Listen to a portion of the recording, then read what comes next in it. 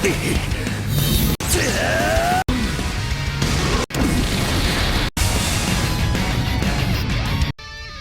は負けない。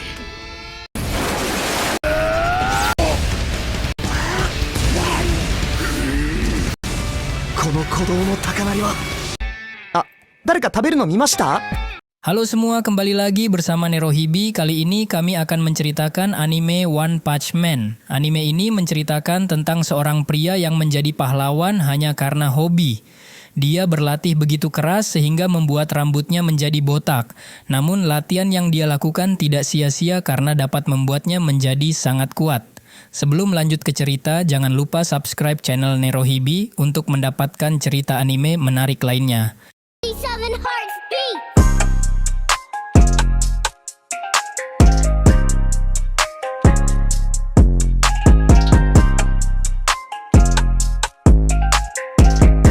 Pada suatu siang yang damai, tiba-tiba muncul sebuah ledakan besar di pusat kota A.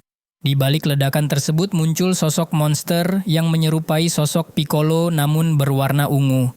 Monster yang diketahui bernama Vaksin Man ini lantas terbang dan menghancurkan seluruh bangunan kota dengan kekuatan supernya. Pusat Asosiasi Hero pun kebingungan apalagi beberapa hero telah dikalahkan dengan telak oleh Vaksin Man. Dampak kerusakan yang ditimbulkan oleh Vaksin Man sungguh tidak main-main. Di sisi lain nampak seorang pria botak berjubah putih yang mulai bergerak dari persembunyiannya. Dengan kecepatan tinggi, dia menyelamatkan seorang gadis dari cengkeraman Vaksin Man. Pria botak ini pun mengaku kalau dirinya adalah seorang hero dan dia melakukan pekerjaan pahlawan dunia ini hanya karena hobi saja. Latar belakang si botak yang aneh membuat Vaksin Man kesal. Vaksin Man tercipta dari polusi yang dihasilkan oleh manusia secara terus-menerus. Perbuatan buruk manusia membuat Vaksin Man sangat marah dan berubah menjadi sosok monster besar yang sangat mengerikan. Dia berencana memusnahkan semua manusia, karena manusia tersebut telah mengotori seluruh bumi. Namun saat akan menyerang, Vaksin Man langsung tewas begitu saja setelah menerima satu pukulan dari si botak. Melihat musuhnya kalah dalam sekali pukulan, justru membuat si botak sangat tidak senang.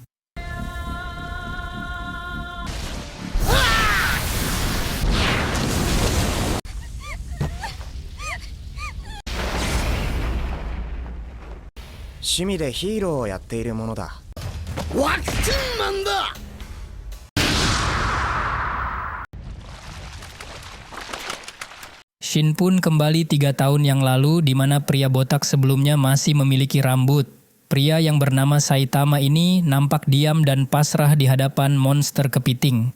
Dia adalah pengangguran yang hingga saat ini masih berusaha mencari lowongan kerja. Sayangnya setelah ada panggilan, dia malah gagal total. Hal ini pun membuatnya jadi tidak peduli pada dirinya sendiri. Apalagi di hadapannya ada monster yang siap mencabut nyawanya. Untungnya si kepiting mengabaikannya karena Saitama memiliki tatapan mata kosong seperti dirinya. Si kepiting pun berlalu karena dia sedang sibuk mencari target yang lainnya, yaitu seorang bocah dengan dagu terbelah. Jika bertemu bocah tersebut, si kepiting bakal membantainya habis-habisan.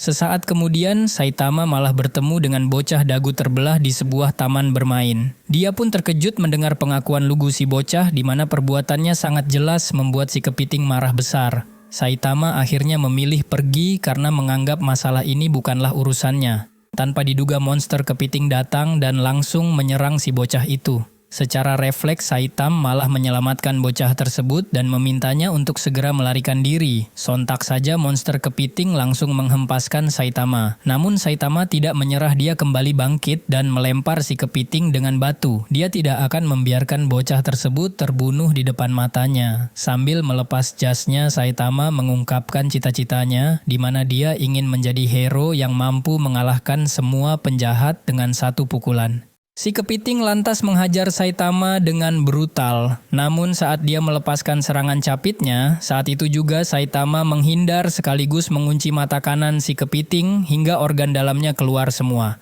Alhasil si kepiting pun dikalahkan dengan begitu telak.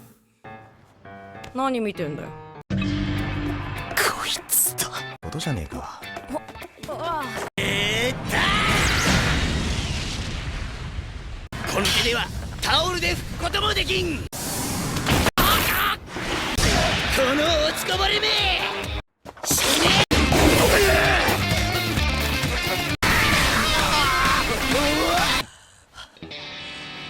Kembali ke masa kini di mana Saitama selalu berlatih keras hingga kepalanya botak.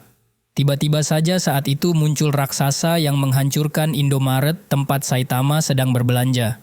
Hanya dengan sekali hempasan tangan, si raksasa mampu menghancurkan banyak bangunan di kota D. Sesaat kemudian si raksasa dan saudaranya berencana untuk menghancurkan kota sebelah, yaitu kota B. Si raksasa sangat puas karena berhasil menjadi manusia terkuat, demikian juga dengan kakaknya yang mengagumi kekuatan super milik adiknya. Tanpa diduga Saitama menaiki pundak si raksasa. Sang kakak terkejut karena ada manusia yang bisa naik ke pundak adiknya yang jaraknya sangat tinggi dari permukaan. Sang kakak langsung memerintahkan adiknya untuk membunuh Saitama. Tanpa sadar raksasa tersebut malah menggeprek kakaknya sendiri. Dan tentunya dia langsung histeri saat menemukan kakaknya tewas di telapak tangannya. Dia pun sontak sangat marah kepada Saitama dan menghujaninya dengan banyak pukulan super kuat. Namun setelahnya Saitama langsung melesat dan memberikan pukulan. Namun dengan sekali pukulan si raksasa pun langsung kalah begitu saja.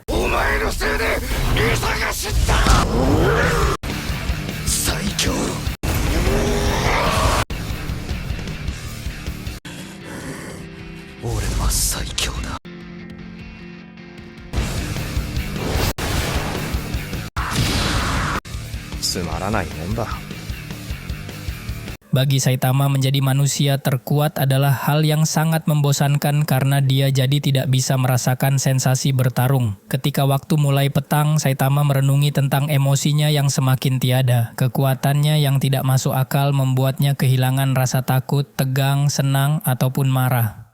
Dia pun didatangi oleh monster mobil yang mencintai mobil modifikasi. Namun saat si mobil ingin mengancam, tiba-tiba saja dia hancur berkeping-keping oleh tinju Saitama. Saitama pun merasa hampa karena saat ini semuanya harus berakhir dalam sekali pukulan.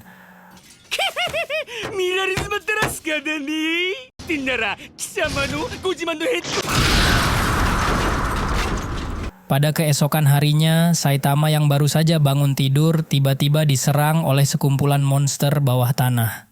Saitama pun dibuat kewalahan dan apartemennya juga rusak parah. Saat ini para monster bawah tanah telah menghancurkan 70% populasi makhluk permukaan bumi. Namun mereka kaget karena ada manusia seperti Saitama yang tidak mati setelah dipukul. Saat salah satu monster hendak menyerangnya, Saitama langsung menghancurkannya dengan satu pukulan. Pertarungan sengit pun tidak bisa dihindari. Saitama lantas menyerang dan berhasil menghabisi para monster satu persatu.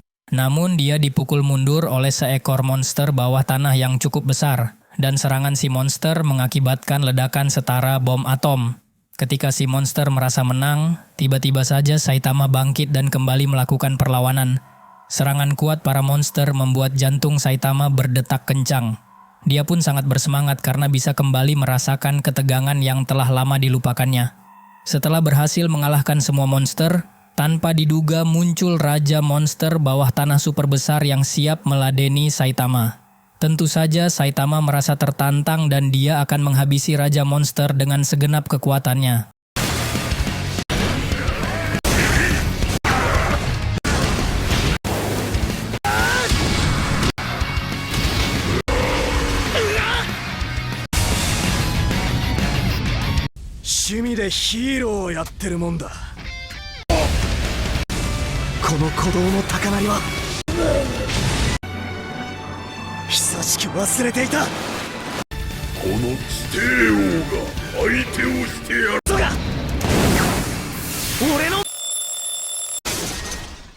Tapi ternyata semua kejadian tadi hanyalah mimpi Saitama saja.